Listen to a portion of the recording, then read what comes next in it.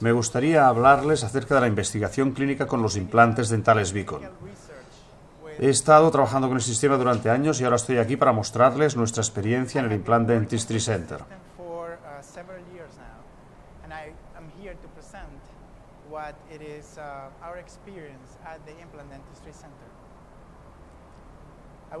Me gustaría hablarles acerca de algunos mitos en la implantología y acerca de distintas áreas en las que pensamos que sabemos lo que está ocurriendo. Y a pesar de nuestro entendimiento en estos hechos clínicos, todavía no está soportado ninguno de ellos por la evidencia científica. Algunas de estas áreas son el efecto en el incremento del ratio corona-implante. Estos factores están asociados con cambios en el nivel de hueso. Hoy voy a hablarles de los factores asociados con la ganancia del hueso alrededor del implante y de los factores asociados con la pérdida de hueso alrededor del implante, basándonos en la investigación y la experiencia de este sistema. Aprenderemos cómo usar los antiinflamatorios no esteroideos para ayudar a la regeneración de hueso en casos en los que hemos perdido el mismo. Hablaremos también acerca de y compararemos la supervivencia de los implantes ultracortos Beacon. Hablaremos del efecto de la carga en los implantes cortos y si hay un umbral o por lo menos un umbral clínico. Usaremos implantes ultracortos en áreas donde el espacio interproximal es limitado. Siempre que sea posible en esta presentación, soportaré mis afirmaciones con la evidencia científica disponible. La evidencia científica no es una opinión de un dentista en un manuscrito. La evidencia científica, de la forma en la que voy a definir, serán hallazgos clínicos significativos que han sido testados estadísticamente y revisados científicamente. ¿Puedo sugerir que el coste efectivo entre la pérdida de hueso alrededor del implante y el aumento de tensión no tiene evidencia científica?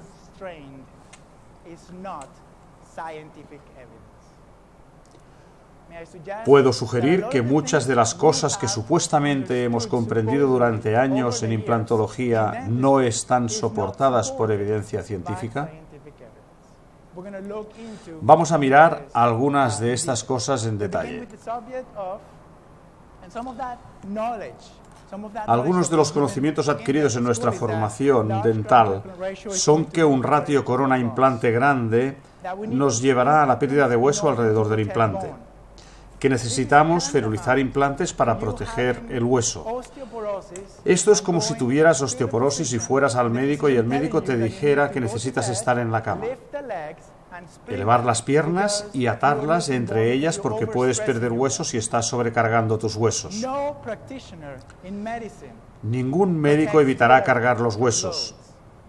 Solo en implantología nos atrevemos a decir que el hueso es incapaz de soportar fuerzas y que el hueso desaparecerá repentinamente cuando lo exponemos a carga.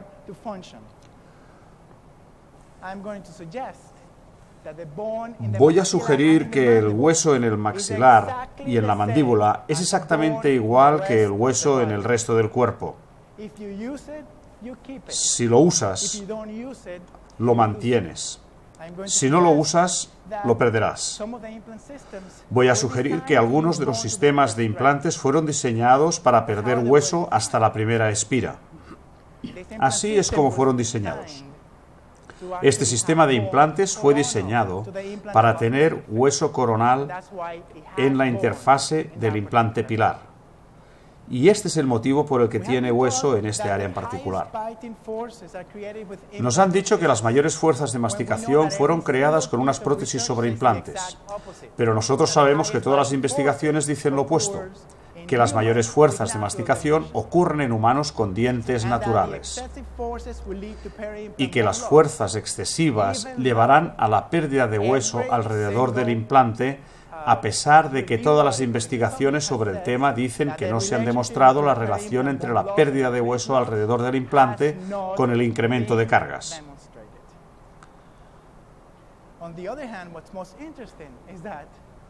Por otra parte, y de gran interés, es que la relación entre el aumento de carga y la remodelación del hueso es un hecho ampliamente conocido en medicina. Sabemos que si levantas pesos, los huesos en tu cuerpo serán más grandes que si corres, por ejemplo. Que el tamaño de los huesos será guiado por las fuerzas, estarán directamente relacionados con las fuerzas que reciben. Todavía en implantología estamos pensando en, estamos perdiendo hueso, protejamos el hueso de las cargas porque vamos a seguir perdiéndolo. ¿No es eso interesante? Vamos a echar un vistazo al primero de estos mitos. El mito que teniendo una corona larga sobre un implante corto nos lleva a la pérdida de hueso perimplantario. Hicimos un estudio epidemiológico retrospectivo y preguntamos a los prostodoncistas cuando ellos me pedían hacer una investigación sobre el tema. Y la primera cosa que vino a mi mente fue: tenemos que hacer restauraciones sobre implantes unitarios. ¿Cómo evaluamos el efecto de las fuerzas en implantes que están ferulizados? Me sobrepasa. Pero antes de esta investigación y todas y cada uno de los estudios sobre el tema del ratio corona-implante se han hecho en restauraciones sobre implantes ferulizados. Si dos implantes están ferulizados, están distribuyendo las fuerzas entre ellos y no importa lo que pongas encima de los mismos, puedes poner una casa encima de ellos. Es cuando son implantes unitarios cuando puedes ver realmente el efecto de las fuerzas sobre ellos. Eso para mí era exactamente importante, extremadamente importante. Por supuesto, los resultados de nuestro estudio difieren de algunos de otros estudios porque nosotros empezamos con la metodología apropiada. Hemos estado siguiendo estos casos. En el momento en el que publicamos este artículo habíamos seguido a estos pacientes hasta 72 meses. Pero continuamos el seguimiento de estos pacientes hasta hoy. De estos 326 implantes que evaluamos, 81 de ellos en 46 pacientes, en vez de perder hueso después de la colocación de la corona, tenían más huesos después de la carga que el que tenían el día en que fueron colocadas las coronas. Evaluamos más de 90 factores diferentes y publicamos los resultados de este estudio en el International Journal of Oral and Maxillofacial Implants. En este estudio demostramos que el ratio corona-implante más largo estaba asociado con un incremento significativo de complicaciones protésicas. Demostramos que cuanto más larga era la corona, más probabilidad tenía el pilar de aflojarse en el área maxilar anterior. La diferencia era estadísticamente significativa. ¿Cuál es el efecto del ratio corona-implante en el área maxilar anterior? Que los pilares y coronas, y por aquellos de vosotros que todavía estáis usando tornillos, y los tornillos será más probable que se aflojen si la corona es más larga. Y por esta razón, o quizá no por esta razón, Beacon diseñó el implante específicamente para este área maxilar anterior. Y este usa una conexión de 2,5 milímetros, que es la que ustedes usarán. Si ustedes están usando implantes Beacon y quieren minimizar el aflojamiento de un pilar en el área maxilar anterior, necesitarán usar una conexión de 2,5 milímetros porque esta es la que fue específicamente diseñada para este área de la boca en particular. La segunda complicación que observamos en los implantes Beacon relacionada con la corona, con el ratio corona-implante, fue la fractura de los pilares de 2 milímetros en áreas posteriores. Cuanto más larga era la corona, más posibilidades de que un pilar de 2 milímetros se fracturara en el área posterior. Nosotros ya no usamos los pilares de 2 milímetros en áreas posteriores, preferimos usar pilares de 2,5 o 3 milímetros en estas situaciones en particular. Por otro lado, es obvio que el incremento del ratio corona-implante tiene un efecto negativo y que este efecto negativo es protésico. Los metales no pueden soportar fuerzas, específicamente en la boca, en estas áreas en particular, si no son suficientemente gruesos.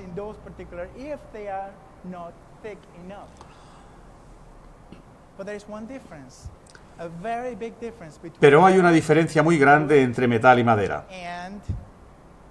y entre implante y hueso en las personas. La gran diferencia es que el hueso cambia con las fuerzas.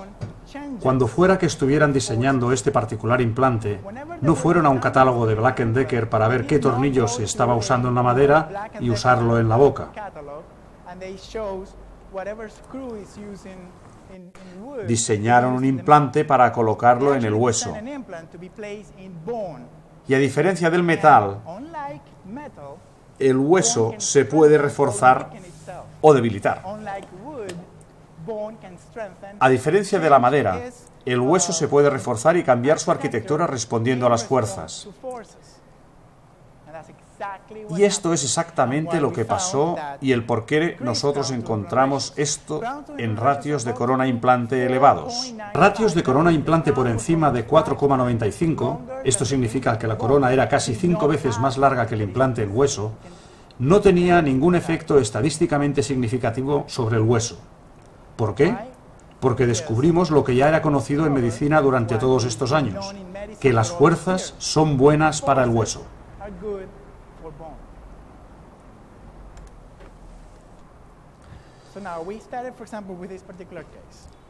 Empezamos, por ejemplo, con este caso en particular. Esto, bajo todos los conceptos, es un implante ultracorto. Este implante tiene 6 milímetros de longitud por 4,5 milímetros de ancho. Está restaurando el primer molar maxilar. Este es el día de la inserción de la corona en 2007. El ratio corona implante cuando se midió fue de 2,6. Después de 3 años de carga, ahora tenemos un ratio corona implante de 2,2.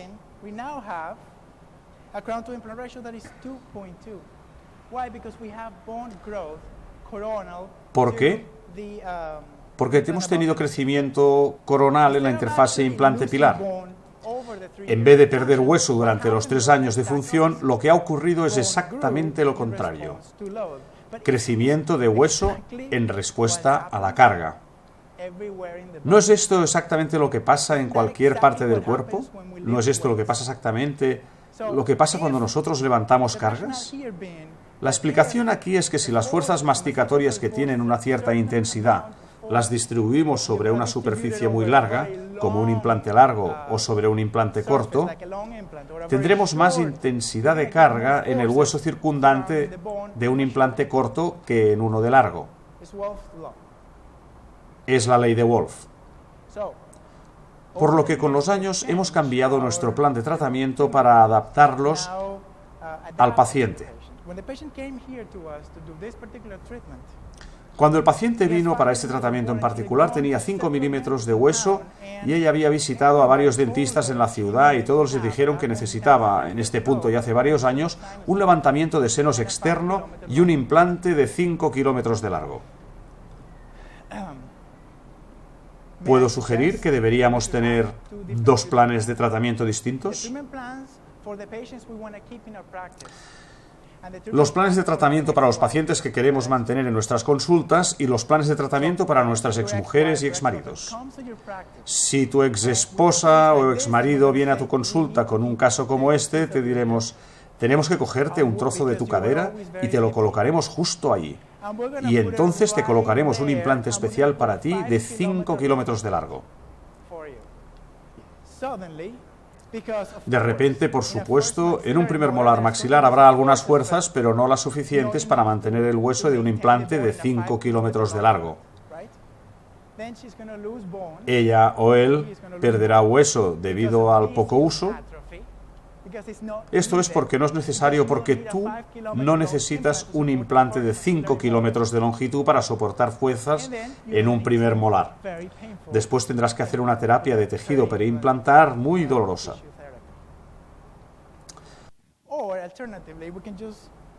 O alternativamente, podemos colocar un implante Beacon de 5 por 5 milímetros, restaurarlo con una corona que tiene 3 veces la longitud del implante y hueso, y como puedes ver, en el hueso del lado derecho, la calidad real del hueso ha cambiado con el tiempo.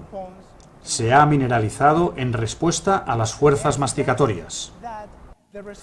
¿Puedo sugerir que la respuesta a las cargas excesivas de hueso solo es una fractura? ¿Puedo sugerir que si el hueso no puede soportar las fuerzas, el hueso se fractura?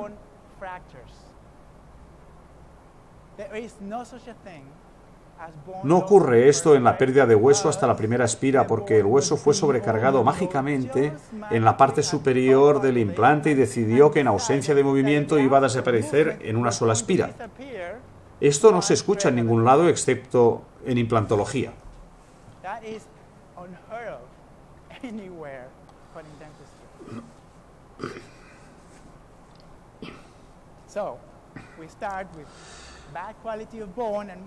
Nosotros empezamos con un hueso de mala calidad y lo hemos cambiado y sabemos que por los estudios tan maravillosamente hechos en la New York University por el Dr. Coelho y colaboradores sobre qué tipo de hueso se forma y cómo este implante cambia el hueso que existe en la boca. Por supuesto, cuando tienes un paciente al que le colocamos un implante de 5x5 con una pequeña elevación de senos, ¿cuántos analgésicos piensan que este paciente tuvo que tomar al día siguiente? Y esto es un hecho real. Un solo ibuprofeno porque le dije que lo tomara. Después de esto, ella dijo, no necesitaré ninguno. No fue nada doloroso. ¿Cuántos ibuprofenos tomaría un paciente que le hubieran colocado un implante grande y un levantamiento de senos externo? ¿Cree usted honestamente que un paciente al que le hacemos esta cirugía particularmente traumática volverá a nuestra consulta para más implantes? Bueno, cuando un paciente está satisfecho, vuelve y dice, ¿sabes qué? El diente posterior me está molestando. Vamos a quitarlo y vamos a colocar un implante. Porque este implante no fue en absoluto doloroso. Se colocó muy fácilmente. Y como podéis ver, lo hemos hecho muchas veces.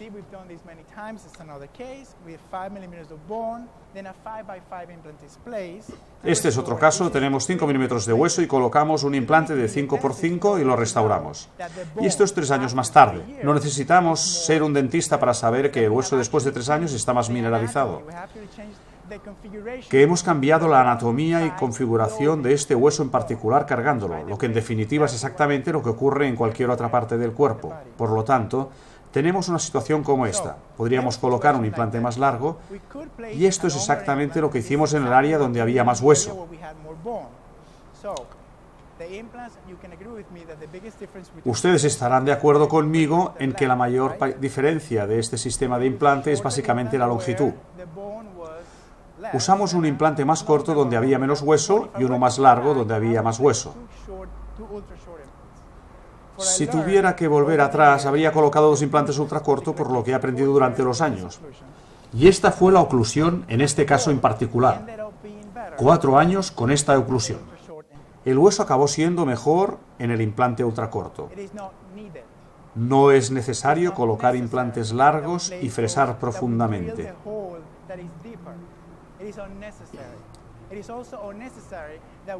Tampoco es necesario ferulizar los implantes para proteger el hueso. El hueso no necesita ser protegido de las fuerzas. El hueso necesita ser cargado para mantenerse vivo. Por lo tanto, una mínima cantidad de hueso, como pueden ver, y esto fue una webcast que hizo el Dr. Dagen en Londres, los implantes fueron colocados, como pueden ver, y empezamos con muy poco hueso. Y ahora colocamos los implantes y los pilares de levantamiento de senos internos, que son los que mantienen los implantes en su sitio. Los implantes están como nadando en el injerto del seno. Para la estabilidad primaria, por todas las cosas que nos han dicho que son absolutamente necesarias, por supuesto, necesitas que el implante esté donde quieres que esté si quieres restaurarlo. Y esta es la razón por la que es importante tener el pilar de levantamiento de senos. Por supuesto, tú no quieres que el implante se vaya hasta el seno, a no ser que quieras perder 5 kilos en una mañana, cosa que a mí me ha ocurrido. Mi primer levantamiento de senos y el implante se fue hacia el seno. Y perdí casi 3 kilos solo intentando recuperarlo. Y así aprendí lo importante que es el pilar de levantamiento de senos. ¿Qué le pasó al hueso 4 años después de la carga? ¿Perdimos hueso hasta la primera espira? No. El hueso es más fuerte que 4 años después. Un paciente viene a tu consulta. Tenemos 2 milímetros de hueso. Y si el paciente esto es esposa, sabemos exactamente cuál es el tratamiento. Necesitamos un gran injerto y un implante de 5 kilómetros de largo. Pero actualmente queremos mantener este paciente en nuestra consulta, por lo tanto le colocamos un implante de 5 por 6 milímetros, como lo hizo el doctor Daher, con un levantamiento de senos externo.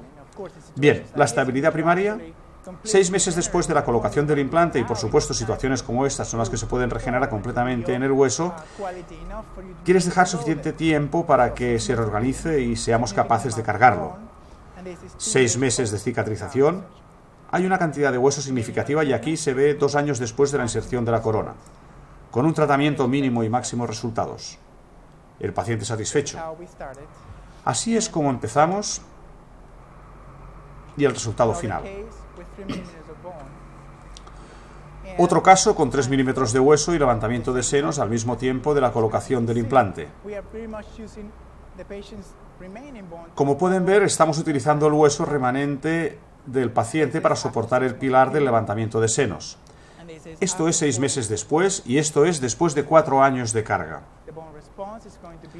La respuesta del hueso será directamente proporcional a las fuerzas masticatorias.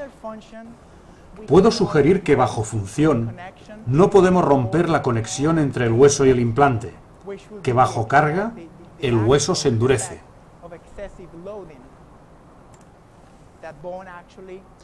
Por lo tanto, un paciente viene a tu consulta, un fallo en una dentadura parcial fija, tiene 3,5 milímetros de hueso,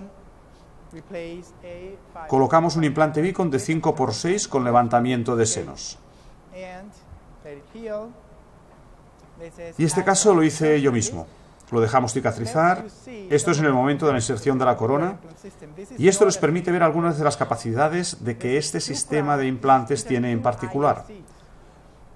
No es un puente de 3 piezas, solo son 2 TIP. Uno de los implantes está soportando 2 piezas y el otro soporta 1. Y los unimos directamente en boca con composite. Aquí vemos en 2010, 2011 y esta es en 2013. La última locura en implantología dental es que al hueso le gusta la carga. Que los dentistas finalmente han descubierto que lo que ocurre en la boca es exactamente lo mismo que ocurre en el resto del cuerpo. El paciente viene a tu consulta y la relación con un implante es de 4,3. ¿Por qué?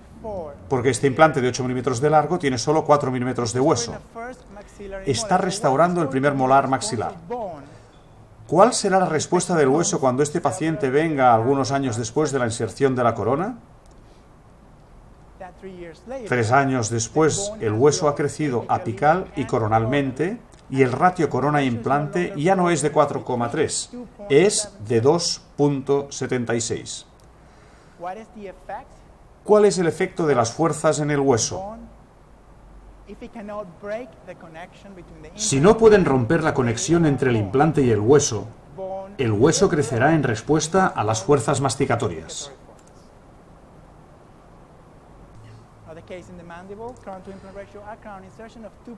Este es otro caso en la mandíbula en el cual el ratio corona-implante en el momento de la inserción es de 2,5. Esta fue la oclusión durante 6 años. Aquí está el hueso después de 6 años. El ratio corona-implante es ahora más pequeño porque el hueso ha crecido coronalmente respecto a donde estaba, hacia la interfase implante-pilar. Por lo tanto, si vamos a perder hueso hasta la primera espira, ¿no serían estos casos en los que deberíamos perder hueso? Estos son implantes cortos y es el maxilar. Esto es la mandíbula y tenemos dientes muy grandes soportados por dientes muy cortos. Lo que descubrimos en este primer estudio es que había muchos pacientes que ganaban hueso en vez de perderlo a lo largo del tiempo. Por lo que me obsesioné con la cuestión de la ganancia de hueso en la cresta. Tenía que conocer qué es lo que tenían estos pacientes en común y por qué en algunos casos perdíamos hueso y en otros lo ganábamos. La ganancia de hueso que observamos es la siguiente. Esta es la ganancia de hueso que observamos en el primer caso cuando llegué a Beacon y el que llamó mi atención. En el 2008, como pueden ver, había habido un crecimiento de hueso significativo hacia la base esférica del pilar. No hubo pérdida de hueso en la primera espira, sino que el hueso había crecido hacia la base del pilar. El pilar es de titanio pulido. ¿Qué pasaría si les dijera que esto no ocurrió por casualidad, sino porque el ingeniero que diseñó el implante, que está sentado aquí en la primera fila, lo diseñó de esta manera? Planeó que el hueso coronal a la interfase implante-pilar fuera cargado con la base del pilar. Así es como este sistema de implantes fue diseñado.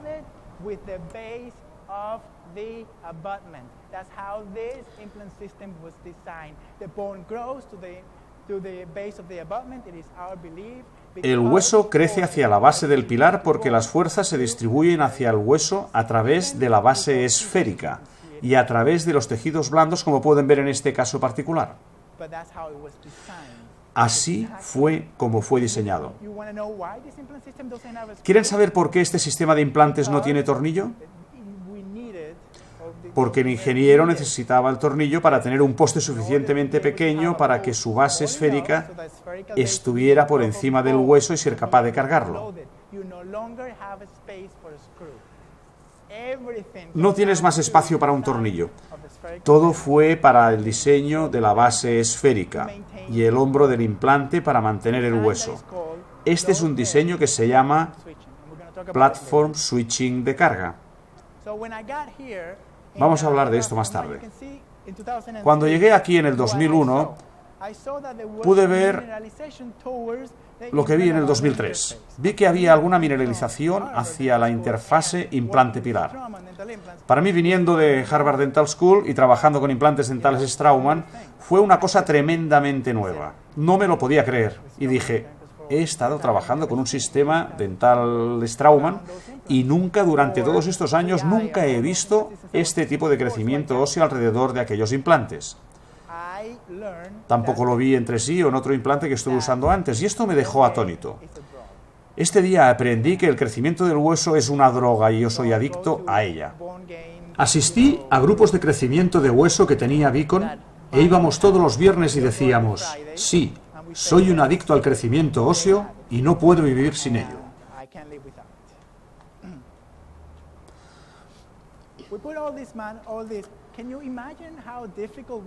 ¿Pueden imaginar lo difícil que fue revisar este manuscrito en particular? Cuando yo tenía a todos los investigadores de los otros tipos de implantes que estaban acostumbrados a perder huesos revisando manuscritos sobre los factores asociados a la ganancia de hueso perimplantar en restauraciones sobre implantes unitarios, estaba horrorizado.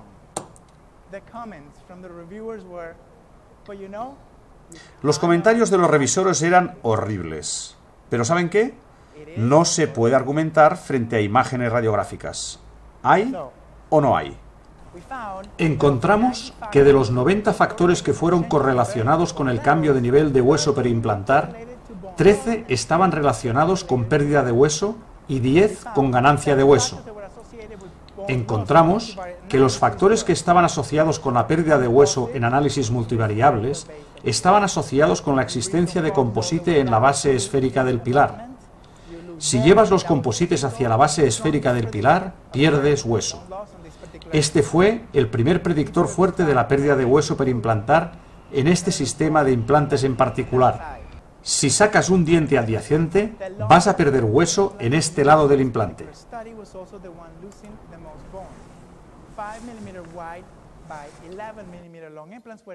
El implante más largo utilizado en este estudio en particular fue también el que perdió más hueso.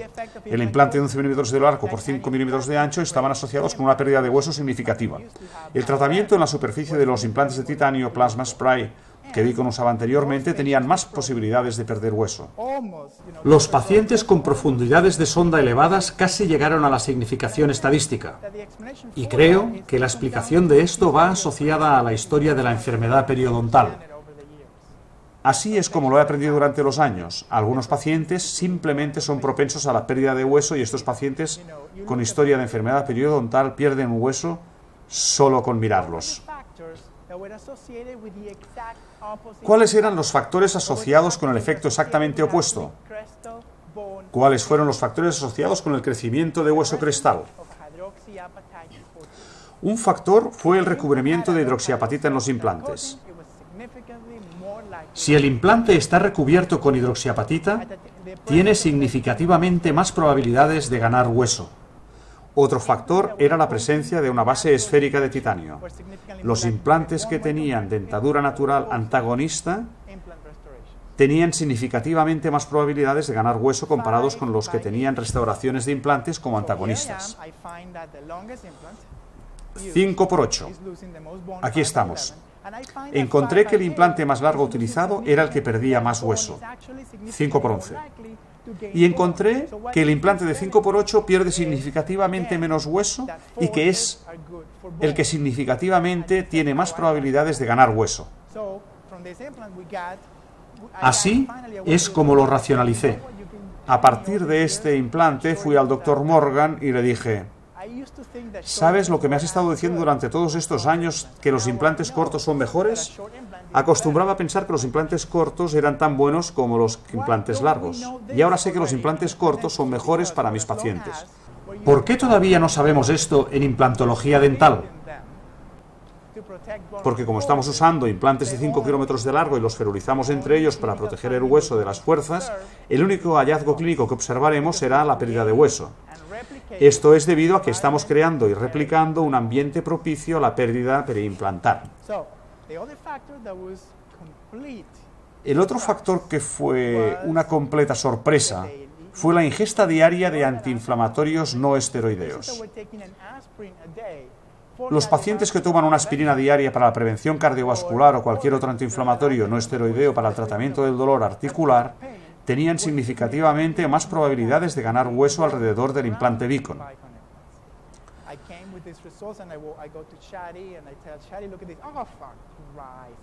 Tomé estos resultados y fui a Shadi y le dije: mira estos resultados. Y él me dijo: por Dios, Rainer, tienes que hacer estos números otra vez porque todos sabemos que los antiesteroideos no son buenos.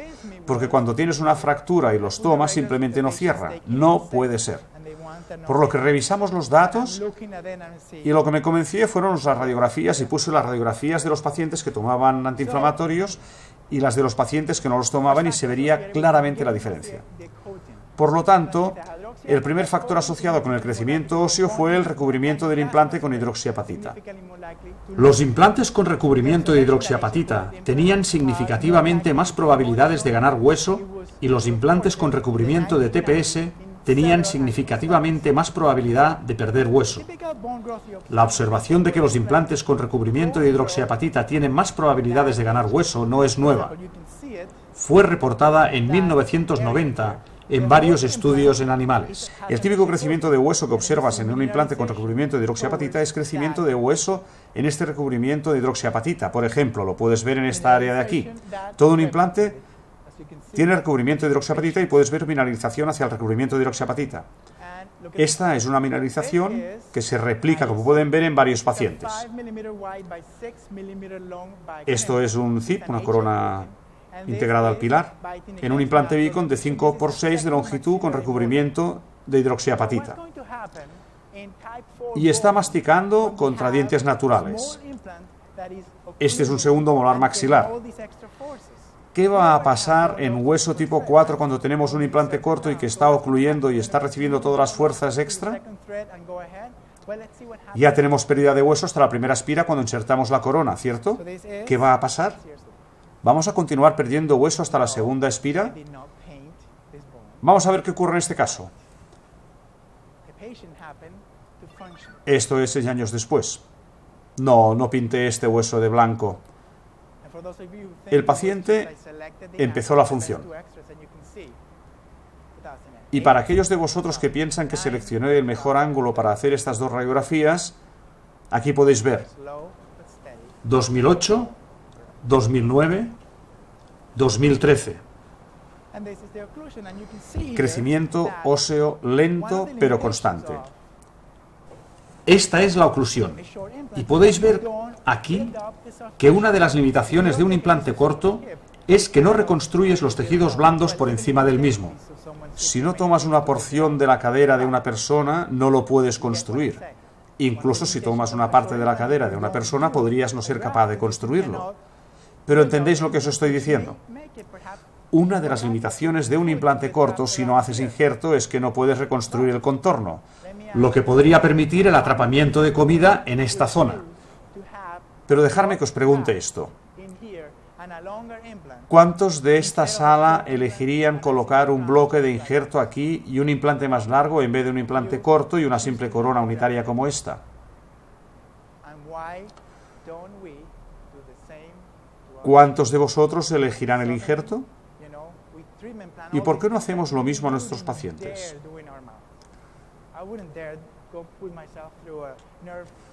Porque de repente, con estos planes de tratamiento, existen todas estas otras cosas que no nos gusta colocar en nuestras bocas, que yo no me colocaría a mí mismo a través de una terapia de transposición del nervio, y aún así está indicado en algunos pacientes.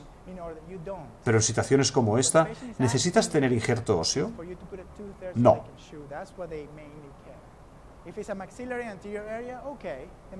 No. Lo que el paciente nos pide es que le coloquemos un diente aquí para que pueda masticar. Esto es realmente lo que quiere. Si es en un maxilar anterior, ok. En el tejido del área maxilar anterior es una historia diferente, porque puedes necesitar reconstruir el tejido blando con propósitos estéticos, pero en áreas posteriores este motivo no existe. ¿Qué preocupa del recubrimiento de la hidroxiapatita? Que pueda ser contaminada fácilmente. Si el paciente es poco higiénico y tenemos un montón de nuestras consultas de ellos, se puede contaminar más fácilmente. Pero una de las razones de por qué esto no es un problema con los implantes Vicon es porque el implante Vicon se coloca entre 2 y 3 milímetros por debajo de la cresta ósea, por lo que no se puede contaminar. Sabemos por estudios realizados por el Dr. Coelho que el recubrimiento de hidroxiapatita no se daña y que el recubrimiento de hidroxiapatita se mantiene después de 13 años en función.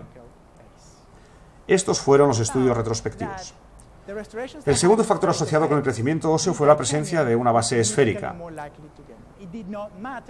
Encontramos que las restauraciones que tenían una base esférica de titanio tenían significativamente más probabilidades de ganar hueso. No importaba si era una corona de metal cerámica o un pilar no pretallado o una corona integrada al pilar, lo que importaba era que tuviera una base esférica. Miren lo que ocurrió cuando se retiraron las bases esféricas. Miren, este tiene algún tipo de base esférica. Este tiene plástico en toda su base hasta aquí.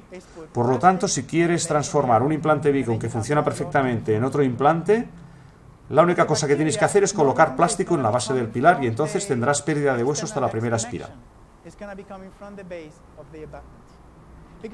Esto es porque la bacteria no saldrá de la conexión hexagonal, sino que vendrá de la base del pilar. Has cambiado de golpe la distribución de las fuerzas masticatorias. Ahora, a través del composite no van a llegar hasta el hueso.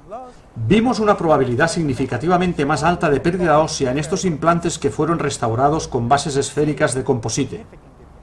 Como pueden ver, hubo una diferencia significativa de menos 1,45, que es el resultado de Brånemark, a 0,29.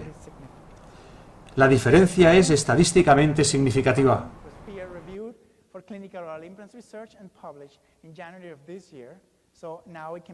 Esta diferencia y este hallazgo clínico en particular para el Clinical Oral Implant Research y publicada en enero de este año, ahora puede considerarse una evidencia científica. Miren este caso en particular. Los implantes fueron colocados en 2006 y restaurados entonces. Miren esto. Este es el implante más corto, este es el que tiene el mejor hueso. ¿Por qué? En el caso este en particular es porque tiene la base esférica. Estos tienen bases de composite y miren lo que pasa con el hueso. Estos son implantes ultracortos y miren lo que ocurre al hueso. Las fuerzas se supone que son mayores cuanto más posterior es el implante, ¿de acuerdo? Y tenemos este implante corto, pero lo que importa aquí son las bacterias acumuladas y cómo las fuerzas ya no se transmiten al hueso. ¿Qué pasa si tenemos un caso en el que no tenemos una base esférica? ¿Cargamos parte del hueso?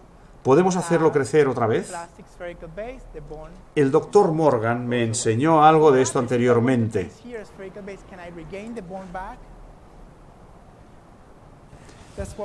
Si tienes una base esférica de plástico, el hueso se retira. Pero, ¿qué ocurre si coloco una nueva base esférica? ¿Puedo volver a ganar hueso? Eso es lo que hicimos en este caso en particular. Cambiamos la base esférica y después de 6 meses pueden ver cómo se ha remineralizado el hueso. ¿Por qué? Porque el ingeniero que diseñó este implante no tomó un catálogo de Black & Decker, cerró sus ojos y escogió un tornillo que debería ser usado en madera para usarlo en boca.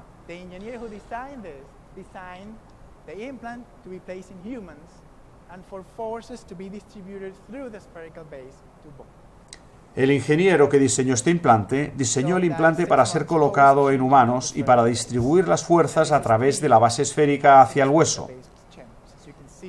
Esto es lo que ocurrió 6 meses después de cambiar la base esférica, y esto es 3 años después de que la base esférica fuera cambiada. Como pueden ver, hay una mejor estabilidad en el hueso. Lo he descubierto por mí mismo después de estos años. Finalmente el ingeniero me vino y dijo: finalmente, Rainer, te voy a decir cómo diseñamos el sistema. Es interesante cómo algo que fue diseñado sobre el papel en un laboratorio, ahora tenemos la evidencia clínica para ir y enseñarlo y decir esto.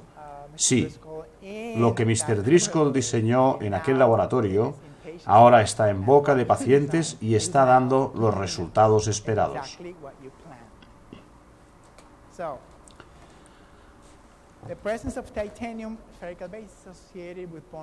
La presencia de una base esférica en titanio está asociada al crecimiento óseo porque está diseñada para mantener el hueso.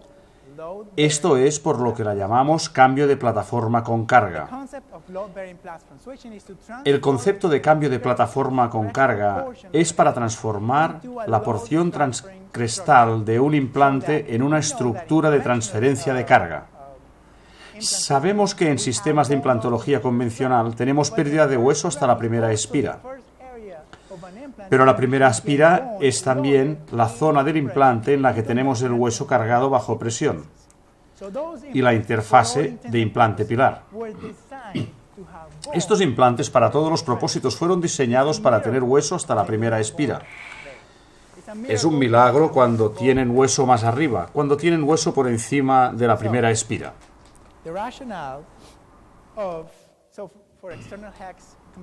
En sistemas convencionales de hexágono externo, cuando reciben fuerzas de masticación, las fuerzas se transmiten al hueso a través de la primera espira.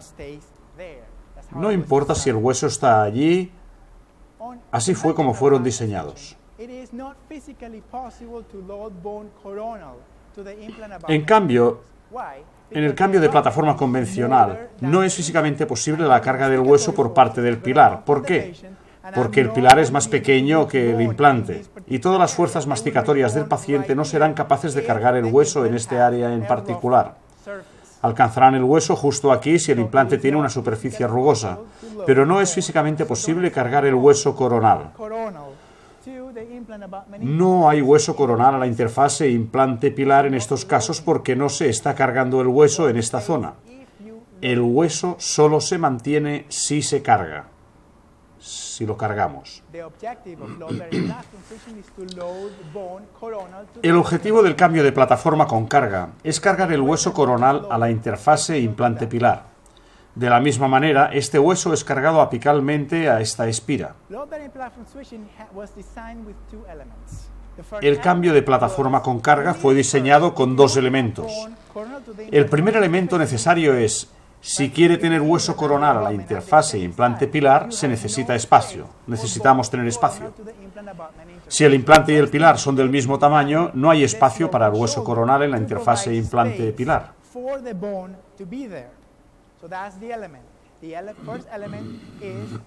La primera cosa que se hizo fue diseñar el hombro angulado para proporcionar espacio al hueso que tenía que crecer allí. Este es el elemento. El primer elemento es un cambio de plataforma que permite un cambio gradual con angulación convergente hacia el pilar. El segundo elemento del cambio de plataforma con carga, tal como fue diseñado, fue el elemento de carga. La base esférica del pilar ahora carga el hueso de este área donde se creó el espacio gracias a la forma piramidal de la cabeza del implante.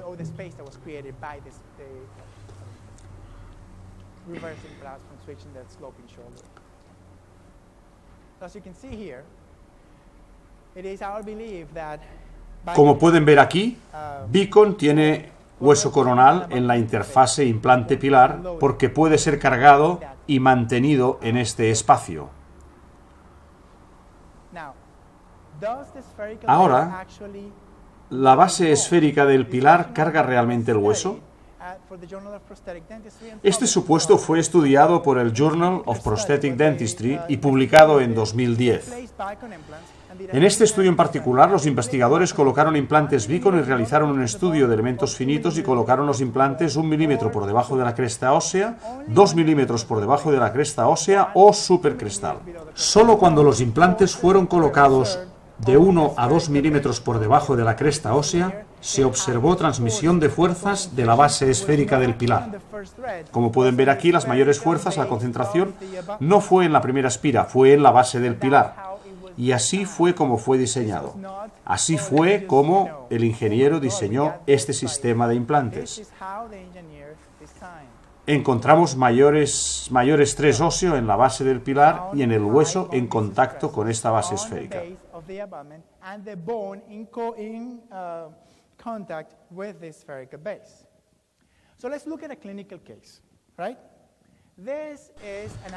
Miremos un caso clínico. Este es un implante Beacon en una paciente. Y estamos en 1998. Esto es lo que el estudio de elementos finitos nos dice que va a ocurrir, que las fuerzas se van a concentrar aquí. ¿Qué ocurrirá con el hueso 13 años después de la carga? Aquí lo tienen.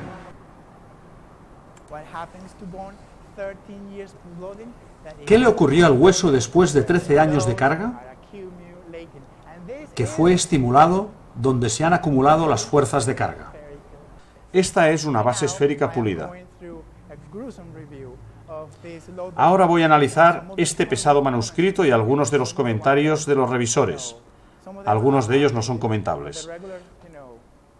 Se preguntaban, ¿cómo podemos tener contacto entre el pilar y esto?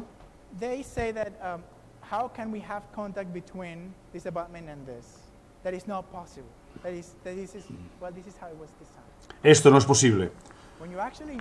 Bueno, así fue como fue diseñado. Cuando insertas un pilar Beacon, preparas el hueso para insertar el pilar y crear un contacto físico entre la base esférica del pilar y el hueso.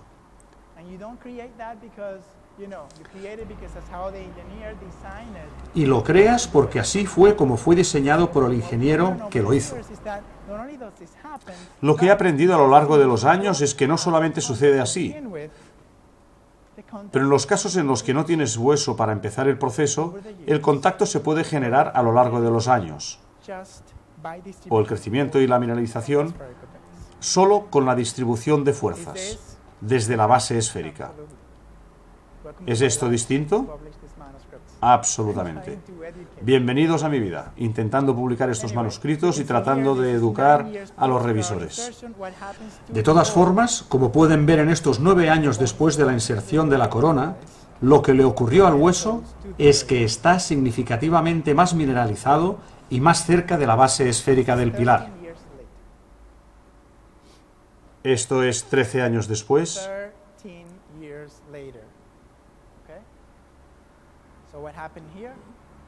13 años después, ¿ok? ¿Qué ocurrió aquí? ¿Qué ocurrió a lo largo de estos años? Desde 1999 a 2011. Pasan años y lentamente, y no ocurre en cada uno de los pacientes porque los pacientes se tienen que limpiar y mantener para que esta observación clínica ocurra. Pero esta es la corroboración clínica del diseño en papel de los años 80. Como pueden ver, tenemos implantes de diferentes tamaños y el hueso crece siempre hacia la base hemisférica. Y esto es un escáner mostrando el hueso en proximidad a la base esférica en la dirección adecuada.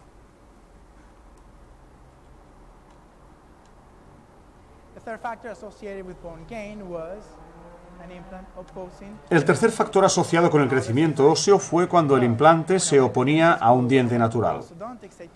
Esta fue una sorpresa para mí porque cuando fui a la escuela dental, cuando fui a estudiar prostodoncia, me dijeron que grandes fuerzas no eran buenas para soportar prótesis sobre implantes. Y ahora estoy viendo esto, implantes perdiendo hueso. Pero quizá esto es porque las fuerzas de dientes naturales serán menores y las fuerzas de los implantes serían demasiado grandes. No es así. Encontramos significativamente menos pérdida de hueso en los implantes que tenían oclusión sobre dientes naturales en comparación a implantes que ocluían sobre implantoprótesis. Publicamos esto en enero de este año en este manuscrito. Concluimos que las estructuras opuestas tienen un efecto significativo en el nivel de hueso periimplantar.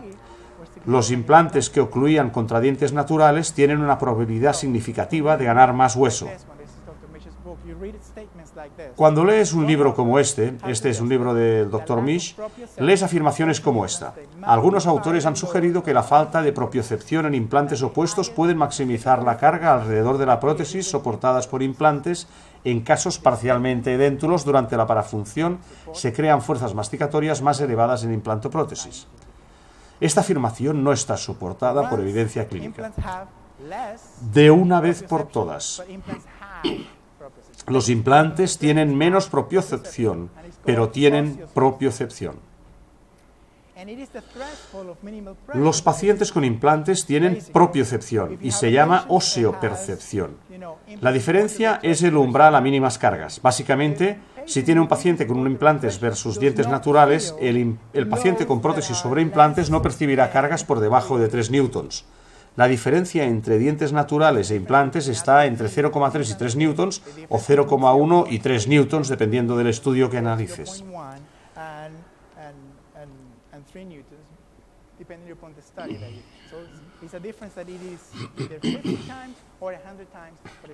Es una diferencia que es de 100 a 500 veces, pero aún así, esta es la diferencia. Déjenme preguntarles esto.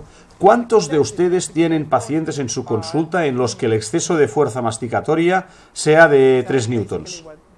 Esto es básicamente lo que esto dice. Si las fuerzas son mayores de 3 newtons, un paciente con implantes las puede detectar. No es propiocepción. Es bien conocido que las fuerzas masticatorias de dientes naturales son mayores que en pacientes con implantes, no menores, mayores. Cuando extraemos dientes naturales y colocamos implantes, las fuerzas masticatorias disminuyen. Esto es lo que hicimos. Les hemos colocado implantes de 5 kilómetros de largo, los hemos ferulizado, les hemos colocado fuerzas menores de las que tenían anteriormente con los dientes naturales. Sin embargo, nos quejamos cuando perdemos hueso.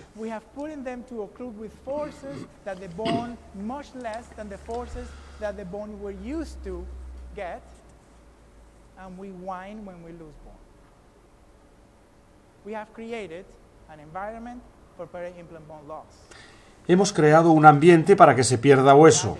Esto es lo que hemos hecho y esto es justamente lo que vemos en nuestra clínica diaria. Mientras protejamos el hueso de cargas, estamos creando un ambiente para que se pierda hueso alrededor del implante. Admitamos que esta no es la única razón de pérdida de hueso, tenemos las bacterias y todas estas otras cosas, pero esta es absolutamente una razón importante.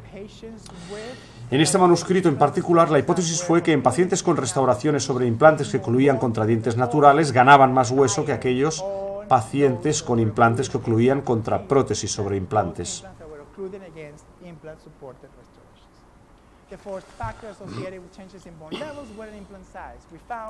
El cuarto factor asociado a cambios en el nivel de hueso fue el tamaño del implante. Encontramos que los implantes de 5×8 tenían significativamente más posibilidades de ganar hueso que los de 5×11, que tenían significativamente más probabilidades de perderlo. De aquí sugerimos que hay una longitud ideal para cada diámetro de implante, y para los implantes de 5 milímetros de diámetro, cuanto más corto mejor. Miren este caso.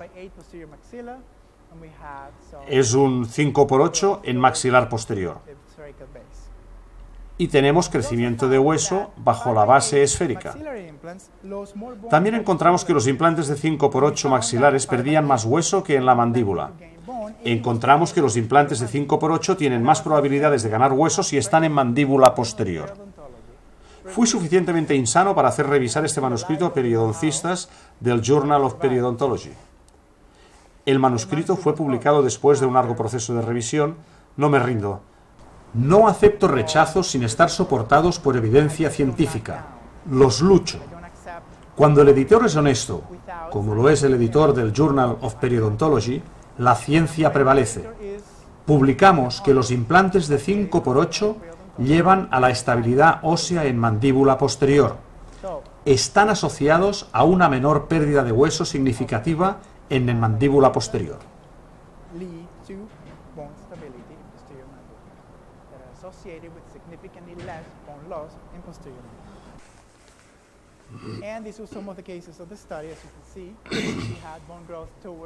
Estos fueron algunos de los casos del estudio.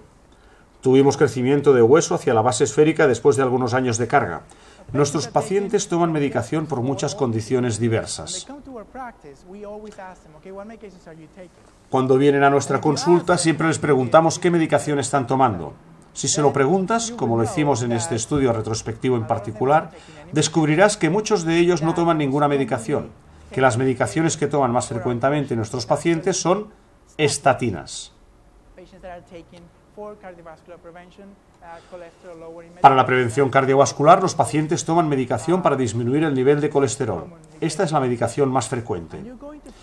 Encontrarás muchos pacientes tomando aspirina diaria para prevención cardiovascular.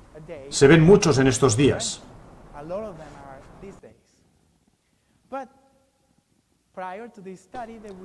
Pero antes de este estudio no hay ninguna publicación relacionando el nivel de hueso con la medicación que toman los pacientes. Lo que esto quiere decir es que si vas a una universidad y haces un estudio sobre el nivel de hueso periimplantar, no te preguntan si tomas antiinflamatorios no esteroideos, sino corroboran si este factor podría influir en los cambios en el hueso. Cuando preguntamos esta cuestión, descubrimos que los pacientes que toman antiinflamatorios no esteroideos para el tratamiento de dolores articulares o para la prevención cardiovascular tienen más probabilidades de ganar hueso y menos probabilidades de perderlo alrededor de los implantes Beacon.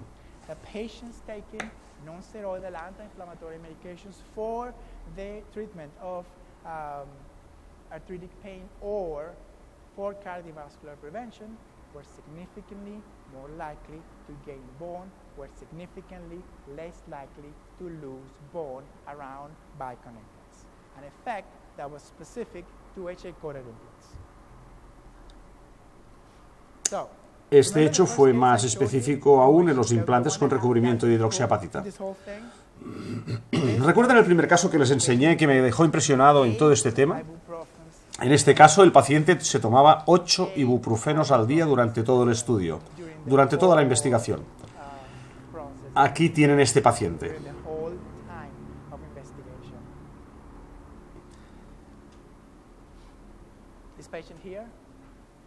Aquí ven el paciente. El hueso crece a través de la interfase implante pilar. Esto es 6 años después de la inserción de la corona y tomaba una aspirina al día. El hueso crece hacia la base del pilar. El paciente tomaba diclofenaco y Vioxx durante un año.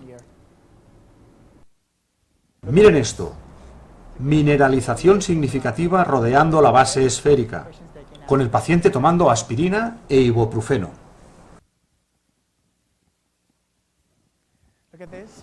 Miren esta mineralización con el paciente otra vez tomando 8 ibuprofenos al día.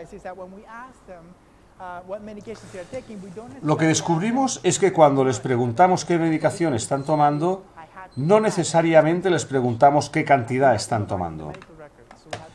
Pero para este estudio en particular tengo que volver a mirar la historia médica y farmacológica para ver cuánto le habían prescrito y cuándo. Así es como vimos que estaba tomando 8 ibuprofenos al día.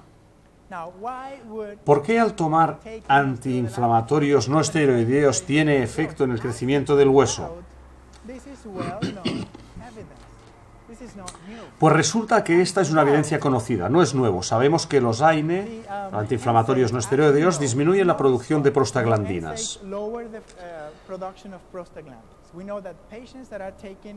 Y sabemos que pacientes que están tomando AINE tienen niveles más bajos de prostaglandinas. Lo que no sabíamos antes de este estudio es que estos niveles bajos de prostaglandinas activan una cadena de eventos que llevan a una reproducción y diferenciación incrementada de los osteoblastos y al crecimiento del hueso. Es bien conocido que los AINES, reduciendo las prostaglandinas, tienen este efecto. No es nuevo. De hecho, esta parte del manuscrito no está argumentada. Dijeron, sí, sabemos esto. Ahora, en lo que nos concentramos es que cuando las prostaglandinas tienen niveles más elevados, conducen exactamente al efecto opuesto. ¿Puedo sugerir que la media de pacientes en nuestras consultas tiene gingivitis y que el paciente tipo ha incrementado los niveles de prostaglandina en los tejidos alrededor de la boca? Esto es lo que vemos en la mayoría de pacientes. Esto es lo que tenemos cada día. Lo que pensamos que ocurrió en este estudio en particular es que los pacientes que tomaban AINES diariamente, los AINES disminuyeron los niveles de prostaglandinas hasta un punto que llevó al crecimiento del hueso periimplantario. Cuando aprendes algo con una investigación, es imposible deshacerlo, especialmente si eres obsesivo y compulsivo como yo. Vas a casa y empiezas a soñar, aspirina, ¿qué voy a hacer? Y entonces te llega un paciente con pérdida de hueso y piensas, ok, imagino que los pacientes que estás tomando AINES no perderán hueso. ¿Qué ocurriría si les doy aspirina a los pacientes que están perdiendo hueso? Esto es lo que decidimos hacer. Y por supuesto, Shadi se reía de mí. De todas formas empecé, y este es mi primer caso. En este primer caso retiré la corona porque se rompió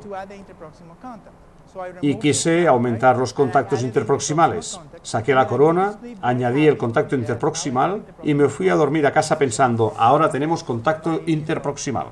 Soy un buen prostodoncista, rascándome el oído con la mano contraria. ¿Qué pasó? El paciente vino 6 meses después y tenía pérdida de hueso perimplantar. Tenía dos opciones: volver a Venezuela o solucionar el problema que había creado.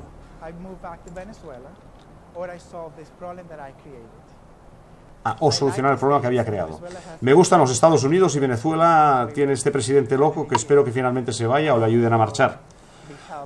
De cualquier forma,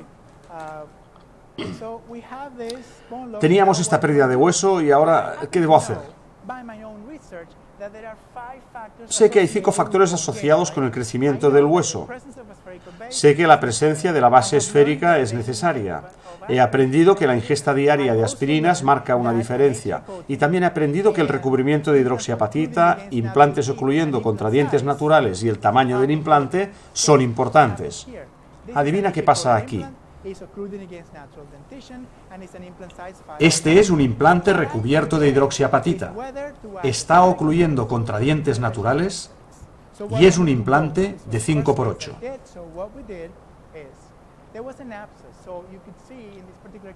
Pueden ver pus saliendo del surco. Receté al paciente amoxicilina para tratar esto y después colocamos Arestin en la base. Cambiamos la corona y colocamos un pilar con una base esférica y colocamos Arestin allí. Y dijimos al paciente que tomara una aspirina al día. Le dije, cuantas más tomes mejor, pero no escribí esto en la ficha. Entonces el paciente, como yo, porque empiezas a desarrollar pacientes que son exactamente como tú. Toda la gente obsesiva y compulsiva son pacientes míos. Sí, dame más. Acabó tomando 650 miligramos de aspirina diariamente durante 6 meses. Esto es, 2 aspirinas al día durante 6 meses. Esto es lo que vimos cuando insertamos la nueva corona. Insertamos la nueva corona a los 3 meses y esto es a los 6 meses. Fuimos capaces de remineralizar el hueso que se había perdido con la ingesta de AINES y el recambio a una base esférica. Aquí otra vez me quedé impresionado. Este viernes en el grupo de Bone Growers les dije a todos, ahora los antiinflamatorios no esteroideos son la nueva medicina. Deberíamos empezar a tomar aspirina. Esto es después de 1 año y medio. Durante 6 meses el paciente tomó 650 miligramos de aspirina y después bajó a 81 miligramos de aspirina. Que eso fue lo que el médico le dijo que debería hacer. Con 81 miligramos de aspirina, esto es como estaba 1 año y medio después. Lo que hemos añadido a nuestro tratamiento de regeneración de hueso para implantar es la utilización del láser. Este es el método nuevo de esterilización perimplantar y siempre me hacen preguntas de cuántos watts y nunca sé la respuesta. Por esto lo pongo aquí para que puedan tomar nota. Para mí es muy fácil usar el láser. Únicamente lo pongo en marcha, esterilización perimplantar y después lo paro. No necesariamente conozco los parámetros. Este paciente volvió a nuestra consulta. Teníamos un implante de 5 milímetros, le colocamos un ZIP, una corona integrada al pilar, y un mes después tenía un absceso. Y actualmente tiene una pequeña fístula hacia la boca. ¿Qué hice en este caso? Retiré el ZIP, desbridé el área y apliqué el láser en la zona y Arestin. Le receté clindamicina y una aspirina diaria. Esto es después de 3 meses de tratamiento.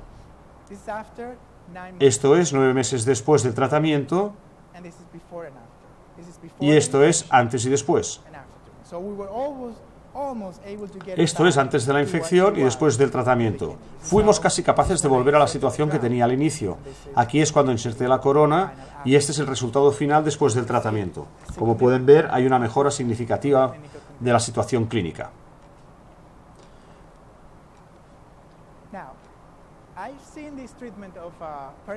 Revisé este tratamiento de pérdida de hueso perimplantar como una sopa a la que podía ir añadiendo ingredientes.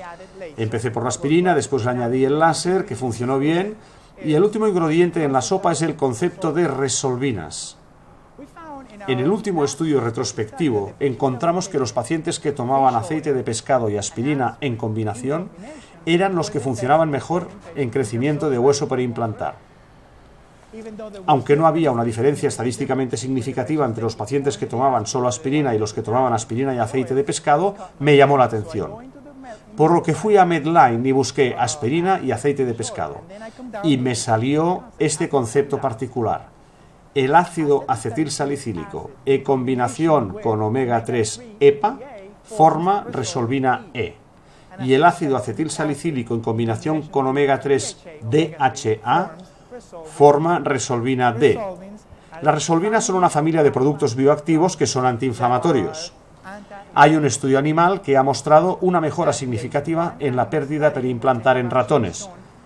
Pensé, mucha gente está tomando aceite de pescado, lo voy a añadir. Y esto es lo que estamos haciendo actualmente.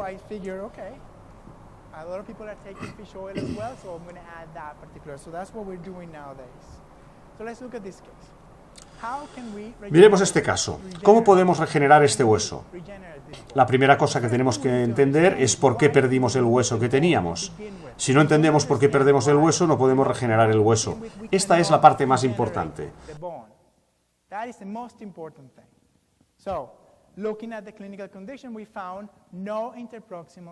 Mirando las condiciones clínicas no encontramos contactos interproximales. Esto es otra cosa. Cuando descubrimos este implante en particular, colocamos una base esférica mayor que la base esférica con la que había estado hecha la corona. Es muy importante que cuando descubras un implante y preparas el hueso y colocas una base esférica allí, que el técnico haga una corona de exactamente el mismo tamaño que el pilar que has diseñado. Si el pilar temporal ha creado este perfil de emergencia para este tejido y colocas esta corona, tienes un ambiente perfecto para que las bacterias entren en este tejido muy blando.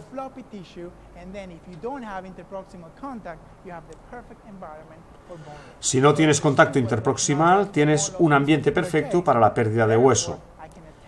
Entendí cuál era la razón de la pérdida de hueso, en este caso en particular, por lo que podía intentar arreglarlo. Lo que hicimos fue retirar la corona y aplicar láser en el área. Volvimos a colocar un tapón de cicatrización y dejamos que cicatrizara. Esto es un mes después del tratamiento. Esto es 3 meses después del tratamiento.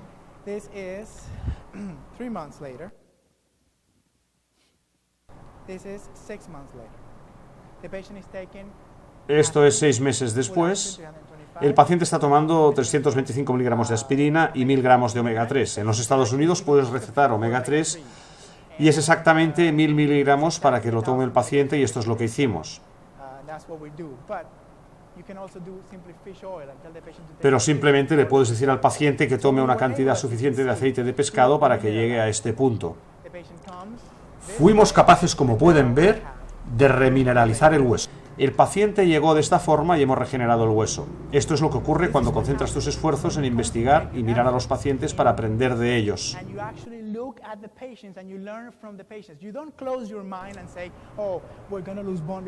No cierras tu mente y dices, oh, vamos a perder hueso porque esto es lo que ocurre cuando colocas un implante. Puedes mirar el caso y aprender. Aprendimos que los AINES, los antiinflamatorios no esteroideos, nos pueden ayudar a ganar hueso y lo aplicamos. Aprendimos que un implante corto es mejor y lo usamos. Miren este caso. Esto es exactamente lo mismo. Miren este pilar de cicatrización y miren la corona que usamos. Gran perfil de emergencia, pequeño perfil de emergencia. Cuando se colocó la corona sin contacto interproximal, tuvimos esta gran pérdida de hueso. Ahora le enseño esto a Shadi y dice, por Cristo, retira el implante. Será muy fácil retirarlo, simplemente retíralo y coloca uno nuevo. Francamente, esto es una lógica muy aceptable, pero fui al paciente y le pregunté, ¿quieres que lo retire o intentamos tratarlo? Y él dijo, no, por favor, intenta tratarlo. Retiramos la corona, le aplicamos láser y administramos al paciente aspirina y aceite de pescado. Esto es un mes después, y es muy importante citar al paciente un mes después del tratamiento. La razón es porque necesitas ver que el tejido se cierra completamente y necesitas ver que no sale pus de allí. Puedes tener una pequeña fístula, cosa común en este punto, y si no la tratas, mientras tengas una infección en la zona, no vas a ganar hueso. Ves al paciente un mes después de hacer este tratamiento y entonces decides, ¿necesito hacer láser otra vez o poner más Arestin en la fístula para cerrarla? Esto es lo que hicimos. Si tienes la fístula cerrada, tienes un ambiente estéril en el que puedes tener crecimiento de hueso periimplantar. Por lo tanto, lo comprobamos un mes después y esto es 3 meses post-intervención.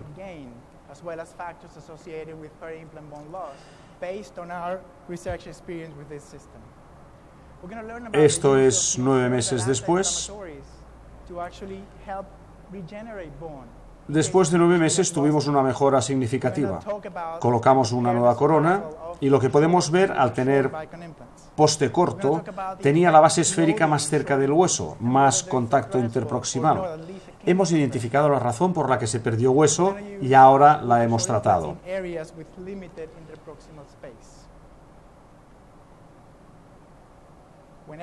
El siguiente tema que me gustaría comentar son los implantes ultracortos. Hicimos un estudio y lo publicamos en el International Journal of Oral and Maxillofacial Implants, y en este estudio analizamos si la longitud era una diferencia significativa en los implantes Beacon. Colocamos 410 implantes Beacon, todos de 5 milímetros de ancho. Me planteé que si íbamos a evaluar el efecto de la longitud, todos los implantes tenían que tener la misma anchura, por supuesto. Por lo que teníamos 410 implantes de 5 milímetros de diámetro. La única diferencia entre ellos era que 211 eran de 5 o 6 milímetros de longitud y 199 de ellos eran de 8 milímetros de longitud.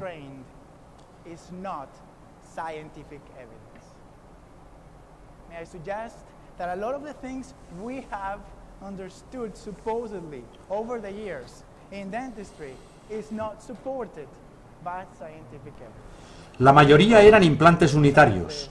encontramos que no había una diferencia estadísticamente significativa entre la supervivencia de implantes cortos o ultracortos. Concluimos en este estudio que la supervivencia de los implantes ultracortos era comparable con los implantes cortos de 8 milímetros. Esto fue una comparación con mucho sentido porque veníamos de la idea de que el implante de 5×8 fue el primero y el que mejor funcionaba. Y ahora estamos comparándolo con los implantes de 5×5 y de 5×6, por lo que los implantes ultracortos están siendo comparados con un control fuerte que es el implante de 5×8. ¿Qué ocurre con el hueso cuando lo cargas? Crece. Cuando estamos en la mandíbula posterior, ¿cuáles son nuestras alternativas? Si un paciente viene a nuestra consulta y tiene 7 milímetros de hueso o menos en la mandíbula posterior, ¿cuáles son las alternativas que le podemos ofrecer a este paciente? ¿Le podemos ofrecer transposición del nervio como para nuestro exmarido o exmujer? ¿Le podemos ofrecer osteodistracción, un trozo de cadera o un implante ultracorto? ¿Tenemos dudas de lo que haríamos en nuestra boca? ¿Por qué no tenemos dudas a veces de qué vamos a hacer en la boca de nuestros pacientes? Bien, el paciente vino con un implante de 5 kilómetros de longitud. El dentista le dijo que en este caso el implante, en este particular implante, puede soportar lo que quiera o lo que hiciera falta, incluso una casa encima de él.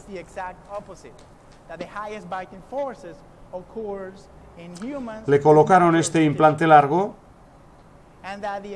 tocaron el nervio mandibular y el labio quedó insensible. ¿Pueden imaginar el estrés del dentista cuando estaba colocando esta cosa ignominiosa en la boca del paciente y después que encima el paciente pierda la sensibilidad en el nervio? Esto es sencillamente porque alguien en la escuela dental le dijo que esto era lo mejor que podía hacer. Cuanto más largo, mejor.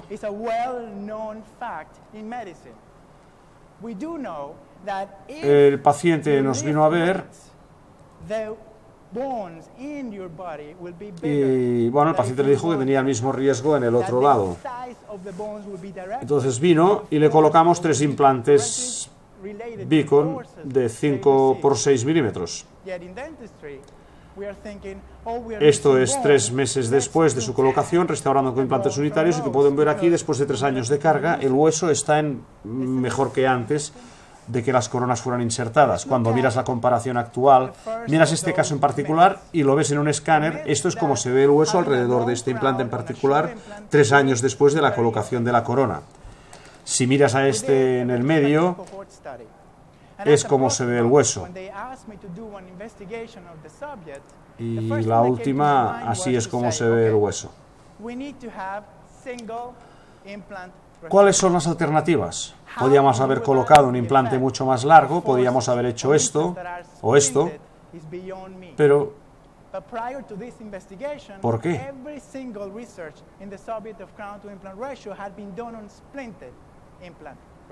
Estas son las consecuencias. Tocaron el nervio, lo dañaron y hacemos cosas que no necesitamos porque tenemos una educación anticuada que nos dice que los implantes deben ser más largos. Más interesante todavía, cuando comparamos la implantología de ayer con la de hoy, cuanto más largo es el implante, más hueso pierde. Nos dijeron que siempre que usáramos implantes cortos, deberíamos ferulizarlos y hacer un diente de tamaño regular. Entonces, con 3 implantes, uno de los cuales puede soportar una cadera si le dejas, solo tienes 2 dientes. Con 3 implantes Beacon puedes hacer un premolar y 2 molares. Todos son unitarios y el hueso es mucho mejor. La razón por la que los implantes cortos funcionan es porque al hueso le gusta ser cargado.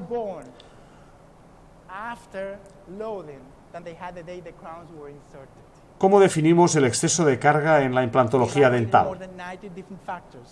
Me gustaría terminar con lo que yo pienso que es el límite. Definimos el exceso de carga en implantología cuando los pacientes sobreaprietan. Este es un apretador. Falta de soporte posterior y además cantilever. Esta es una situación ideal para la pérdida de hueso, con cargas aumentadas.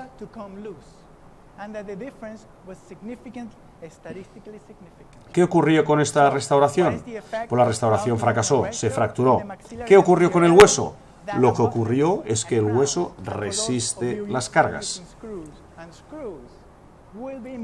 Subestimamos el hueso. El hueso en el maxilar y en la mandíbula, al igual que en el resto del cuerpo, llora para ser cargado. Es todo lo que quiere. Carga.